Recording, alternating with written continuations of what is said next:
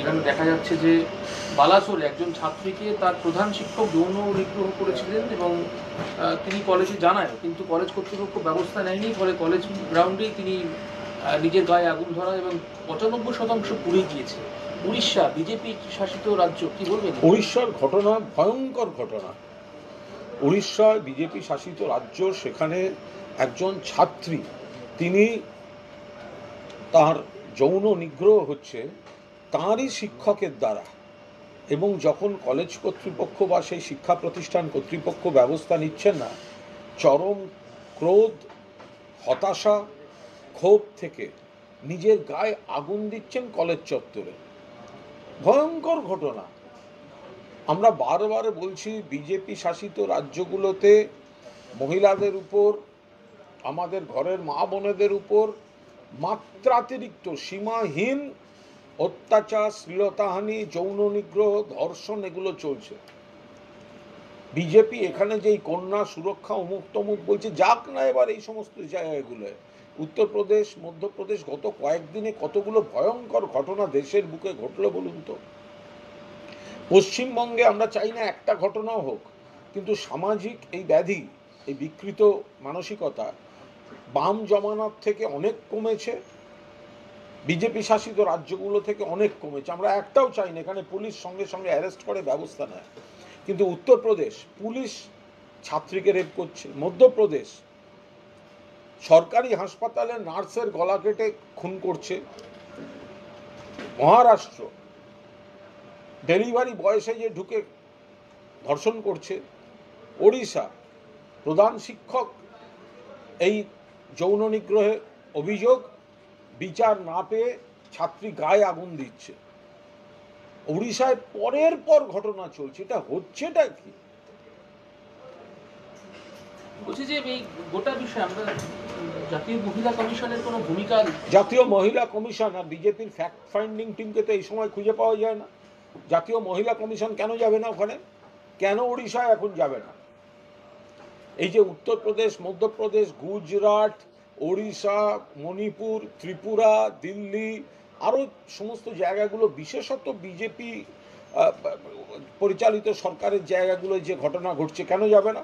ওড়িশায় অবিলম্বে এই জাতীয় মহিলা কমিশন এবং তার সঙ্গে এই ফ্যাক্ট ফাইন্ডিং টিম, তো এরা যাক, এদের তো যাওয়া উচিত এখন সেগুলো দেখতে। উত্তরপ্রদেশে কেন যায়নি?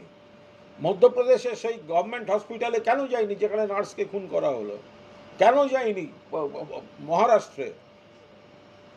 এবং এই ভয়ঙ্কর ঘটনা ওড়িশায় তাদের যাওয়া উচিত। বলছি এই ওড়িশায় এই ঘটনা ঠিক একই সময় কাঁথিতে কসবা ল কলেজের ঘটনা নিয়ে কন্যা সুরক্ষা যাত্রা করছেন শুভেন্দু অধিকারী। একদম মিথ্যাচার করছেন। কসবায় যেটা হয়েছে সঙ্গে সঙ্গে পুলিশ অ্যারেস্ট করেছে। আমরা তো বারবার বলছি যে এই বিকৃতি, এই সামাজিক অপরাধ, এটার সঙ্গে রাজনীতির কোনো সম্পর্ক নেই। পশ্চিমবঙ্গে অনেক কমেছে এই ধরনের ঘটনা, আমরা একটাও চাই না, কিন্তু পুলিশ অ্যারেস্ট করছে, কিন্তু বাকি জায়গায় তো সেটা হচ্ছে না। এখানে তো পুলিশ কসবায় অ্যারেস্ট করে নিয়েছে, তো শুভেন্দু তাহলে ওড়িশায় যাক, আর এখানে মিছিল করার শখ হলে আগে যাক না। কার্তিক মহারাজের বিরুদ্ধে যে মহিলা অভিযোগ করেছেন, আগে তার কাছ থেকে তাদের কথা শুনুক। খেজুরির একটা ঘটনা নিয়ে সম্পূর্ণভাবে শুভেন্দু অধিকারী মিথ্যাচার করে গেলেন, প্ররোচনামূলক, ধর্মীয় ভেদাভেদমূলক। আজকে ভিডিওটাও প্রকাশ হয়ে গেছে, দেখা যাচ্ছে একটা জমায়েতে একটা প্রবল বৃষ্টি ছিল, একটা দুর্ঘটনা ঘটেছে, ভিডিওটাও বেরিয়ে এসছে। ফলে একটা অন্য গল্প, মন গড়া গল্প দিয়ে ধর্মীয় ভেদাভেদ বলে একটা রাজনীতি করতে যাচ্ছেন। আজকে ভিডিওটায় দেখা যাচ্ছে ওসব কিছুই না, একটা জাস্ট দুর্ঘটনা, এবং সব ধর্মের লোক মিলেমিশে সেটার মোকাবিলা করেছে। উড়িষ্যার ঘটনার পাশাপাশি আমাদের শহর কলকাতার একটি কলেজের অধ্যাপক এবং ঘটনাক্রমে তিনি তৃণমূলের যে ওয়েব কুপার তার সদস্য, তাকে গতকালকে মারধর করা হয়েছে, বামপন্থী ছেলেমেয়েরা মারধর করেছে। দেখুন, যে ছেলেটি এইসব করেছে বলে, খুব অ্যাক্টিভলি তৃণমূল করে বলে আমরা কেউ জানি না। যে ছেলেটিকে বলা হচ্ছে তৃণমূল নেতা, তৃণমূল অমুক, মানে তাকে অ্যাক্টিভলি সে তৃণমূল করে কি করে আমরা কেউ জানি না, এভাবে বলা সম্ভব নয়। কিন্তু সে খারাপ ভাষা লিখেছে, আমরা দ্ব্যর্থহীনভাবে আমরা তার নিন্দা করছি, এবং তাকে হঠাৎ ধরেছে রাস্তায় এসএফআই এর লোকেরা তারা সব নানা রকম পোস্ট করছে। এবার যারা অভিষেক বন্দ্যোপাধ্যায়ের বাবা মায়ের সঙ্গে শিশু অভিষেকের ছবি সেগুলো পোস্ট করে যারা সম্পূর্ণ কুৎসিত নিম্নরুচির বিকৃত, তাদেরকে যদি এবার আমরা তার বাড়ির সামনে আর দোকান বাজার বা তাদের প্রতিষ্ঠানের সামনে দাঁড়িয়ে থাকি আর ধরি আর রিল দিয়ে বড় বড় কথা বলি, তখন কেমন লাগবে? এই প্ররোচনাটা তো দিচ্ছে বামপন্থীরা বা বিরোধীরা। যে ছেলেটি অসভ্যতা করেছে, বামপন্থী এসএফআইয়ের বা ডিওএফআইয়ের মহিলাদের সম্পর্কে খারাপ কথা বলেছে, আমরা একদম সমর্থন করছি না। ওসব ফেরেববাজি চ্যাংড়ামি এগুলো আমরা সাপোর্ট করি না। বাট কয়েক দিন ধরে মুখ্যমন্ত্রীকে লাগাতার আক্রমণ করে যাওয়া কুরুচিকর। কলেজ স্ট্রিটে কুশপুতুল নয়, কুশপুতুল একটা প্রতীকী হয়, মুখ্যমন্ত্রীর ছবি দেখিয়ে তাতে আগুন জ্বালানো, নানা রকম মিম করা, চরিত্র হনন করা, ব্যক্তিগতভাবে চরিত্র হরণ করা, পারিবারিকভাবে চরিত্র হরণ করা, ব্যক্তি জীবন নিয়ে মিথ্যা প্রচার করা। তো এদেরকে এবার একটা একটা করে ধরা শুরু হোক, তাহলে আমাদের ছাত্র যুবরা এবার সবাই সক্রিয় হোক, যে বা যারা এই পারিবারিক কুৎসামূলক বিকৃত ছবি, বিকৃত তথ্য দিচ্ছে, তাদের বাড়ির সামনে বেরোলেই খপাত করে ধরে একটা রিল করে নেব, তাদের যেখানে কর্মস্থল সেখান থেকে গিয়ে খপ করে ধরে একটা রিল করে নেব, সেই কালচারটা শুরু হলে সামলাতে পারবেন তো? তৃণমূলের ছাত্র যুবরা সুশৃঙ্খল বলে কিন্তু এই প্ররোচনায় পা দেন না, নইলে এই ধরনের অসভ্যতা করার পর এই রাজ্যে গণতন্ত্র আছে বলে কিন্তু রাস্তায় বেরোতে পারছে না। এটা অন্য প্রসঙ্গে জানি, সেটা হচ্ছে আসাম সরকার এই রাজ্যের কুচবিহারের বাসিন্দাদেরকে এনআরসি নোটিশ ধরিয়েছে। এরকম প্রায় 2-3টি ঘটনা ইতিমধ্যে প্রকাশ্যে এসছে। মানে একদিকে তো বাংলা বিদেশি কথা তারা বলছেনই, এবং তার পাশাপাশি এনআরসি নোটিশ ধরানো হচ্ছে। কি বলবেন? অত্যন্ত কুৎসিত ব্যাপার ঘটছেন, এসবের বিরুদ্ধেই তো মমতা বন্দ্যোপাধ্যায় রাস্তায় নামছেন। কুচবিহারের দিনহাটার বাসিন্দা উত্তম কুমার ব্রজবাসী, 50 বছরের বেশি সময় ধরে এখানে থাকে, তাকে আসাম থেকে একটা এনআরসি নোটিশ পাঠিয়ে দিল। এখানে পাঠাচ্ছে, ওখানে এখতিয়ার আছে, যার পুরো বৈধ কাগজপত্র রাজবংশী পরিবারের, তাদের বলছে বিদেশি, অবৈধ। বাইরের রাজ্যে কথা বললে বাংলায় বলছে বিদেশি। আসামের মুখ্যমন্ত্রী বলছেন জনগণনার সময় যারা মাতৃভাষা বাংলা বলবে আমাদের বিদেশি খুঁজতে সুবিধা হবে। আমরা ভারতীয় নই যারা বাংলায় কথা বলি, পশ্চিমবঙ্গে থাকে, সারা ভারতবর্ষে থাকে বাঙালি, তারা সবাই বাংলাদেশি। তোমরা সীমান্ত পাহারা দিতে পারছো না, তোমাদের বিএসএফকে ডিঙিয়ে কখনো কেউ বাংলায় ঢুকছে, কখনো ত্রিপুরায় ঢুকছে, কখনো ওদিকে যাচ্ছে। এর বিরুদ্ধেই তো মমতা বন্দ্যোপাধ্যায় 16 তারিখ নিজে রাস্তায় নামছেন। 4-5টি জেলা মিলে কলকাতায় সাংগঠনিক জেলা, আর বাকি জেলাগুলি হবে সেইখানে বিক্ষোভ। একই দিনে সারা বাংলা প্রতিবাদে ফেটে পড়ছে, নেতৃত্ব দেবেন মমতা বন্দ্যোপাধ্যায়। একদম কেস স্টাডি একটা আরতি ঘোষ, কোচবিহারের বক্সিরহাটের বাসিন্দা, সেখানেই জন্ম, বিয়ে হয়েছিল আসামে। এবার যেহেতু বিয়ে আসামে হয়েছে, তাকে বিদেশি বা অনুপ্রবেশকারী বলে এনআরসি দিয়ে পাঠিয়ে দেওয়া হয়েছে তালিকায়। এখন শ্বশুর বাড়ি ছেড়ে কোচবিহারে থাকতে হচ্ছে। স্পেসিফিক কেস স্টাডি, তার বিয়ে হয়েছে। সমস্যা হচ্ছে তো এগুলো, বিরাট সমস্যা হচ্ছে। এই যে বিজেপি হিন্দু মুসলমান এসব করে যাচ্ছে, দিনের শেষে দেখা যাচ্ছে আসামে তো হ্যারাস্ট হচ্ছেন হিন্দু বাংলাভাষীরা, বিপুল পরিমাণ হ্যারাস্ট হচ্ছেন। এবার ওরা ওদের এখতিয়ারের বাইরে গিয়ে পশ্চিমবঙ্গের কেউ আশ্রয় নিচ্ছেন এসে, এদিকে বিবাহিত মহিলা, তাকে চলে আসতে হচ্ছে, তার এখানে পিত্রালয়ে চলে আসতে হচ্ছে। ফলে একটা অরাজকতা তৈরি করছে এই এনআরসি দিয়ে। যার জন্ম এখানে, গোটা বিষয়টা এখানে সেই মহিলার, তার বিয়ে হয়েছিল আসামে, তাকে নোটিশ ধরিয়ে দিয়েছে সে বাংলাদেশি, সে এসে তিনি তাকে পুরনো জায়গায় নিজের বাপের বাড়িতে থাকতে হচ্ছে। এটা কোনো কথা? কে ঠিক করছে? বিজেপির অর্ধেক নেতা, তাদের কোনো ঠিক ঠিকানার কাগজ আছে?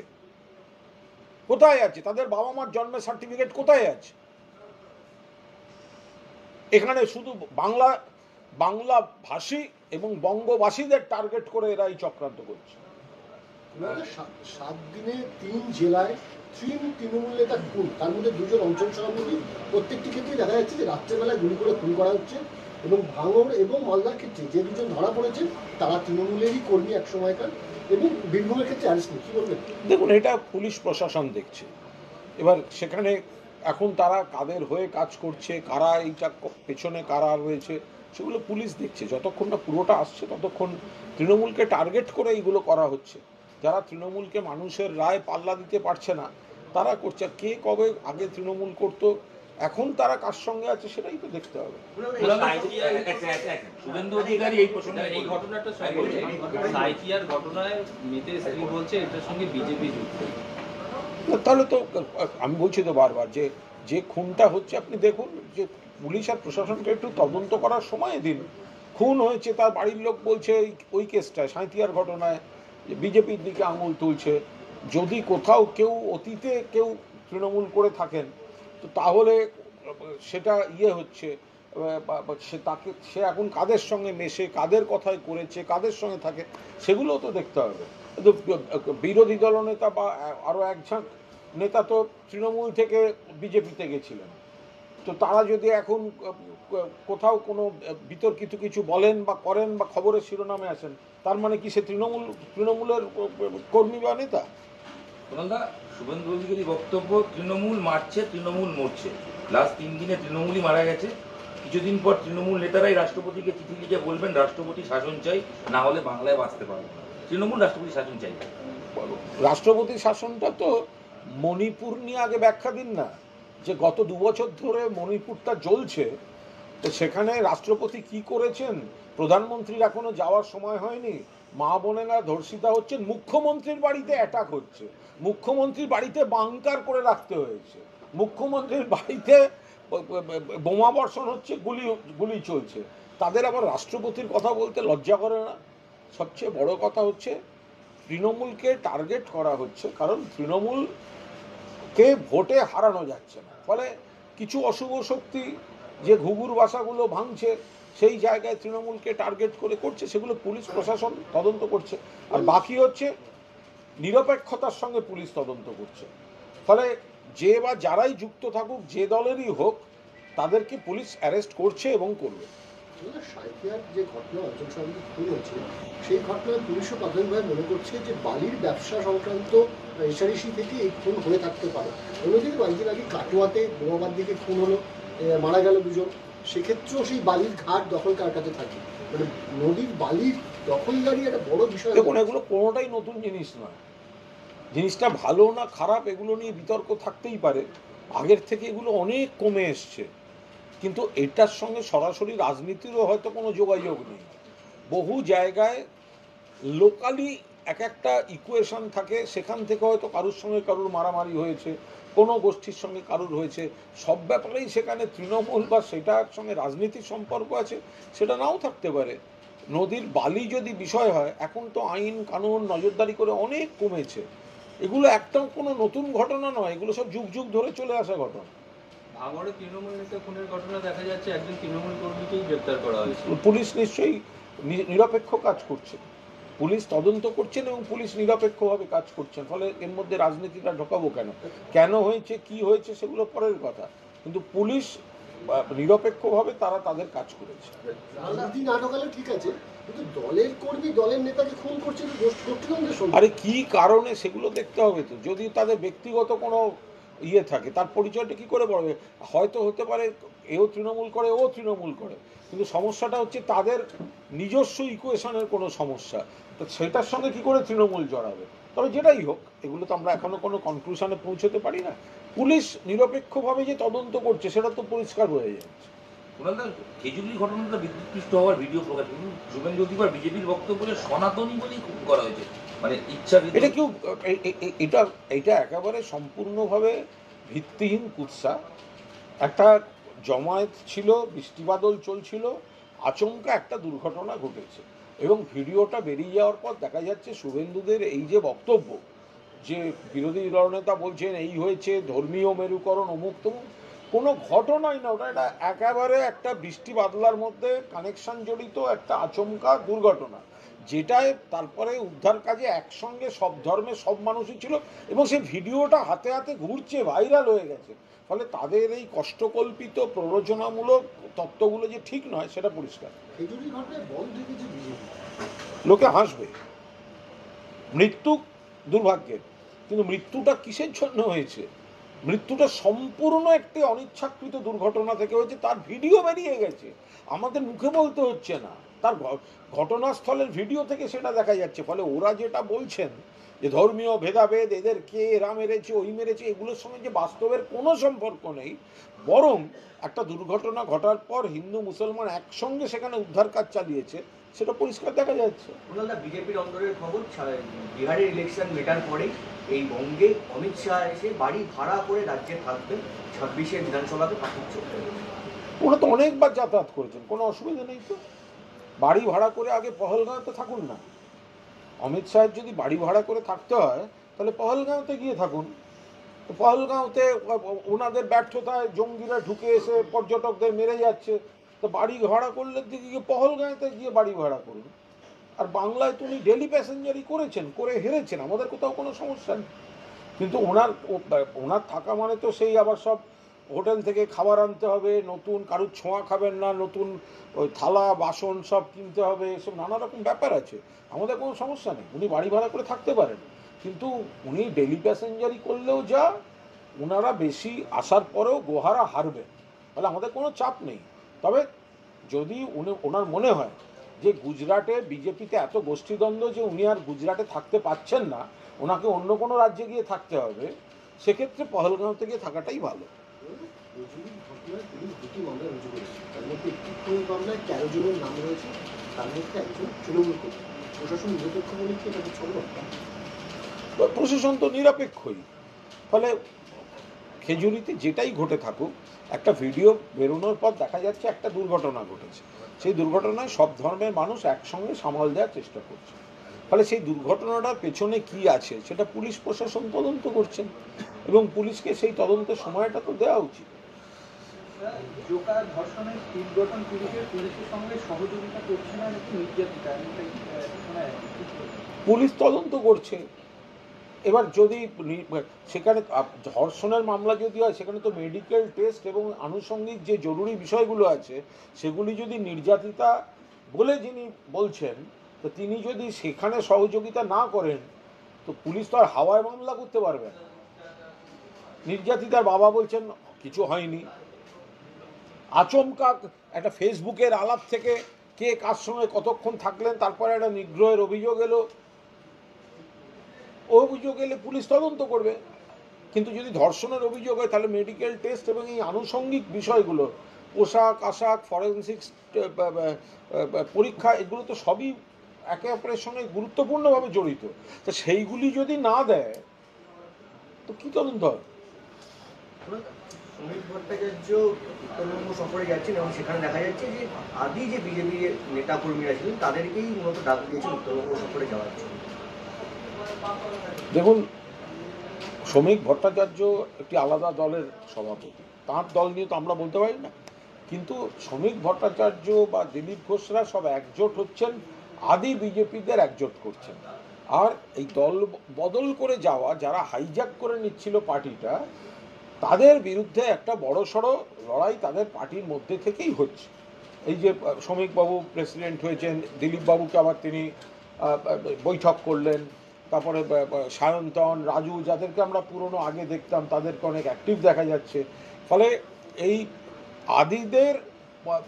আদিরা আবার একটু নতুন করে জেগে উঠতে চাইছে, যে অন্য দল থেকে গিয়ে যারা হাইজ্যাক করে নিচ্ছিল ওদের দলটা, তো তাদের মধ্যে একটা ভয়ঙ্কর সমস্যা দেখা যাচ্ছে। কিন্তু এগুলোর সঙ্গে বাংলার মানুষ উন্নয়নের কোনো সমস্যা সম্পর্ক নেই।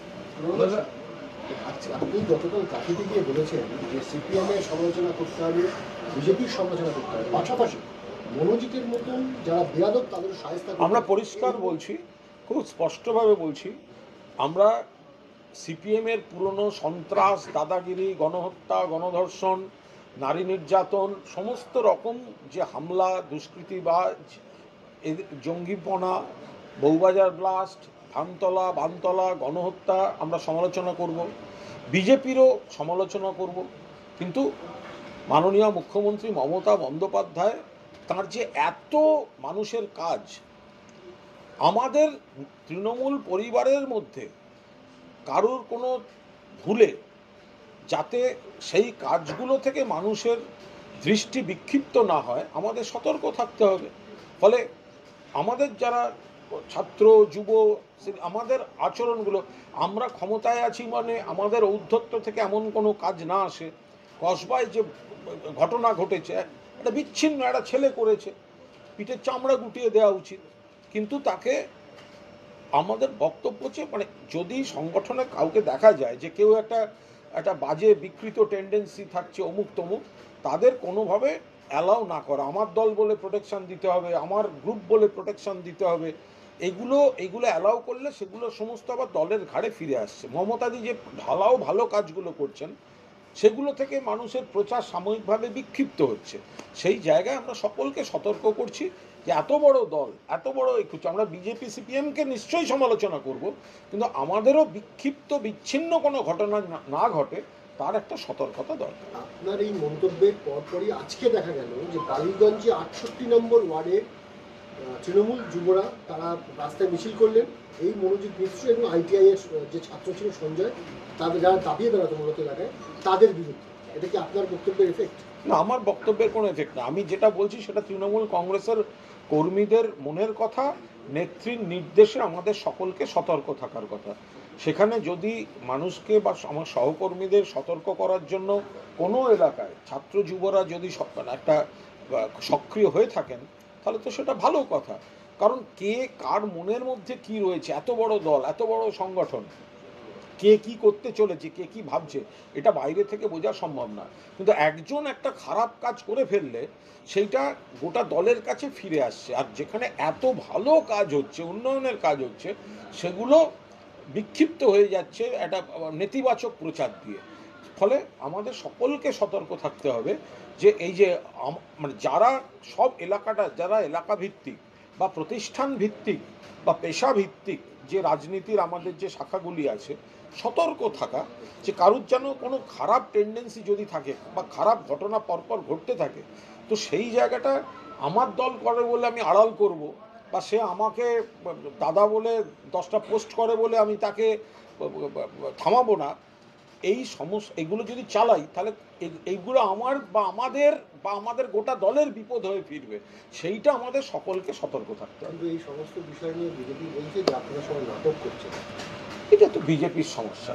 বিজেপির কি বুঝবে? যেখানে বৃজভূষণ তাদের দলের MP সোনার মেয়েদের শ্লীলতাহানি করেও প্রধানমন্ত্রীর পাশে বসে থাকে, ওরা মা বোনেদের সম্মান কি বুঝবে বিজেপি? একটা বিষয় দেখা যাচ্ছে IIM জোকার কার্তিক মহারাজের ক্ষেত্রেও এরকম একটু নাটক করে দেখাক না। এগুলো যদি নাটক হয় তাহলে কার্তিক মহারাজের বিরুদ্ধে যে মহিলা অভিযোগ করেছেন বা এতখানি, তার সঙ্গে একটু কথা বলে একটু দেখাক না। এরা একটা জিনিস দেখা যাচ্ছে যে কসবার ক্ষেত্রে NCW বিরাট ভাবে সক্রিয় হয়ে উঠেছেন, অথচ IIM জোকার ক্ষেত্রে তারা বলছেন সন্দিহান গোটা বিষয়ে। এদিকে আবার রাজ্য মহিলা কমিশন যেটা, তারা সক্রিয় হয়ে সতর্কজনিত মামলা রুজু করে দিয়েছে। কিন্তু মানে পুরো রাজনৈতিকভাবে চলছে দুটো কমিশন। না, কেউ কিছু বলতে পারবে না। রাজ্যের মহিলা কমিশনের আগেও সক্রিয় হয়েছে, সেখানে তারা একজন মহিলার অভিযোগ থানায় জমা পড়েছে, যখন মহিলা কমিশন তার থেকে খোঁজ নিচ্ছেন। তো এখন যারা দিল্লির মহিলা কমিশন, তো তারা কেন করছেন না সে তো এখন তাদের ব্যাপার। যেহেতু এখানে তৃণমূল খুঁজে পাচ্ছেন না, সেই জন্য মনে হয় এবার মা বোনেদের নিরাপত্তা নিয়ে তাদের কোনো আর চিন্তা নেই, কারণ তৃণমূল নেই তো, ফলে ওনারা এখানে মাথা ঘামাতে চান না। বলছি, অধীর চৌধুরী তিনি মমতা বন্দ্যোপাধ্যায়কে বলছেন একজন স্বৈরাচারী, আর অভিষেক বন্দ্যোপাধ্যায়কে খোকাবাবু বলে আবার কটাক্ষ করছেন। দেখুন, উনি তৃতীয় হয়েছেন নিজের লোকসভা কেন্দ্রে, তৃতীয়, মানে দ্বিতীয় হলেও একটা মানিজ্য থাকতো, তৃতীয় হয়েছেন একটা কেন্দ্রে। একজন দীর্ঘদিনের সাংসদ তৃতীয় কখন হয় বলুন তো? ফলে তার বুঝতে হবে যে একটা হতাশা কাজ করছে, একটা অবসাদ কাজ করছে। যাদের কাছে হেরেছেন তাদের উপর হারাতে পারছেন না মানুষের রায়, তাই ব্যক্তিগত কুৎসা, ব্যক্তিগত আক্রমণ এগুলো করছেন। শেষ প্রশ্ন করি, শহর থেকে গ্রাম, মফস্বল সর্বত্র বেহাল রাস্তা ব্যবস্থা, মানে বর্ষার আগে সরকার না, রাস্তা অনেক ভালো আছে। বহু রাস্তা নতুন তৈরি হয়েছে, কিছু রাস্তা একটু ডিস্টার্বড হয়েছে বলে খবর আসছে। সেই ডিস্টার্ব রাস্তাগুলোকে আইডেন্টিফাই করে সর্বত্রই সব জেলাতেই অগ্রাধিকারের ভিত্তিতে কিছু কাজ প্রক্রিয়া চলছে। প্রচুর নতুন রাস্তা তৈরি হয়েছে। একটা রাস্তা খারাপ হয়ে আছে, মানুষের নিশ্চয়ই সমস্যা হচ্ছে, তার মানে এই নয় যে আরও 10টা রাস্তা তৈরি হয়নি। এবং চাপটাও বেড়ে গেছে, মানুষের প্রত্যাশাটাও বেড়ে গেছে। আগে সিপিএম করতো না, গ্রামের ভেতর অবধি এমনি সবাই ধরে নিত বর্ষাকাল কাদামাটির রাস্তা থাকবে, প্রত্যাশা ছিল না। এবার তৃণমূল 11 সালে আসার পর থেকে বাড়ি অবধি পাকা রাস্তা হয়েছে। সেই রাস্তাটা খারাপ হলে নিশ্চিতভাবে একটা অভিযোগ থাকতে পারে, কিন্তু কাজটার পরিধিটাও তো অনেকটা বেড়ে গেছে, ফলে সেদিক দিয়েও বিচার করতে হবে। এই রাস্তা নিয়ে একটা প্রশ্ন, সেটা হচ্ছে যে জাতীয় সড়ক মেরামতির জন্য নবান্ন একাধিকবার কেন্দ্র সরকারের দপ্তরে যোগাযোগ করে সাড়া না পেয়ে তারা নিজেরা সারানোর উদ্যোগ নিয়েছে, কিন্তু বিজেপির কটাক্ষ গ্রামাবাজির সরকার নিজেদের পথশ্রীটা হতশ্রী হয়ে গেছে, সেটা সামলার আগে, কারণ জাতীয় সড়ক সব ঠিক আছে, দরকার নেই। জাতীয় সড়কের যে কি হাল সেগুলো যারা যাতায়াত করেন তারাই জানেন, এবং শেষে রাজ্য সরকারকে ব্যবস্থা করতে হচ্ছে। আর বিজেপির মুখেই কথাগুলো সাজে না, কারণ বিজেপির কেন্দ্রের সরকার বাংলার বুক থেকে ট্যাক্স তুলে নিয়ে যায়, বাংলাকে তার প্রাপ্যটা দেয় না। 100 দিনের কাজ হোক, আবাস হোক, রাস্তা হোক, জরুরি ক্ষেত্র হোক, প্রাকৃতিক বিপর্যয় হোক, যেটা বাংলার পুরো প্রাপ্য 1,70,000 কোটি টাকার বেশি, সেটা দেয় না। তো সেই টাকাটা এলে বাংলা আরও ভালো কাজ করতে পারতো, আরও বেশি কাজ করতে পারতো। টাকা না দিয়ে আবার বড় বড় কথা বলা আশা, মানে কারণ এই রাস্তা নিয়ে একটা আছে, পশ্চিম মেদিনীপুরের সবংয়ের বসন্তপুরে একটা ভিডিও ভাইরাল হয়েছে, দেখা যাচ্ছে একজন বলতে পারো কোন রাস্তায়, কোন এলাকার, কোন গ্রামের কোন রাস্তা খারাপ হয়ে গেছে, সেটা 11 সালের আগে সেই রাস্তাটা আদৌ ছিল কিনা সেটা দেখুন। অ্যাম্বুলেন্স ঢুকতে পারছে না, সেখানে ছাত্রীর মৃত্যু হয়েছে, দুর্নীতি করে নিয়ে যাওয়া খুব খারাপ। মৃত্যু কেউ সমর্থন করে না, মৃত্যুকে সবাই আমরা, মৃত্যু মানে একটা দুঃখজনক ঘটনা, কিন্তু এটা গ্রামান্তরে দীর্ঘকাল ধরে চলে এসছে, রাস্তা ছিল না। মমতা বন্দ্যোপাধ্যায় মুখ্যমন্ত্রী হওয়ার পর গ্রামান্তরে প্রত্যন্ত এলাকা অব্দি রাস্তা তৈরি হয়েছে। এবার এতখানি বেড়ে গেছে গোটা কাজটা, কেন্দ্রের টাকা বন্ধ, তার মধ্যে কোথাও খারাপ থাকলে নিশ্চিতভাবে মানুষের অসুবিধা হচ্ছে। কারণ বামফ্রন্টের সময় মনে নেই, প্রসূতিরা আসতে পারতেন না হসপিটাল পর্যন্ত, এত রাস্তা খারাপ থাকতো। অর্ধেক রোগী তো জেলা সদর অবধি আসতেই পারতেন না, চিকিৎসা কেন্দ্র অবধি আসতে পারতেন না, মারা যেত। এখন তো সে জিনিস নেই। এখন বিচ্ছিন্নভাবে কোনো এলাকায় কোনো ঘটনা কেন ঘটেছে সেটা খতিয়ে দেখতে হবে। সারা বাংলার মানুষ জানেন, সমস্ত গ্রামবাসী জানেন যে গ্রামের রাস্তা আগের থেকে 1000 টাইমস বেটার হয়েছে। চাকরিহারা শিক্ষকরা নবান্ন অভিযানের ডাক দিয়েছে আবার, রাজনীতি করতে চাইলে কে কি করতে পারে, তারা রাজনীতি করছেন। চাকরিটা গেছে সুপ্রিম কোর্টের রায়, সেখানে রিভিউ পিটিশন করছে রাজ্য সরকার। গ্রুপ সি, গ্রুপ ডি যাতে আচমকা বিপদে না পড়ে, মমতা বন্দ্যোপাধ্যায় তাদের একটা ইন্টারিম রিলিফ দিলেন।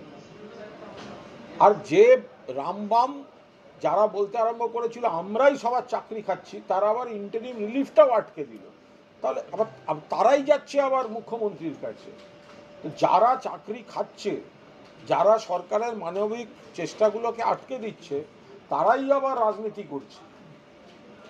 শান্তনু ঠাকুর সিএএ নিয়ে আবার মুখ খুলেছেন, যারা বাংলাদেশ থেকে এসেছেন তারা সিএএ অ্যাপ্লিকেশন করুন, এবং এর প্রসঙ্গে তিনি বলছেন ভারত সরকার হিন্দু, খ্রিস্টান, বৌদ্ধদের নাগরিকত্ব দেবে, নাটক করছে। যেহেতু গন্ডগোল হচ্ছে এনআরসি নিয়ে, আসাম এবং বাঙালিকে নিয়ে বিজেপির এই ভয়ঙ্কর মানসিকতা, বাংলা বললেই বিদেশি, সেই জন্য নজর ঘোরাতে এই বিভ্রান্তির নাটক করছেন বিজেপির কোনো নেতা।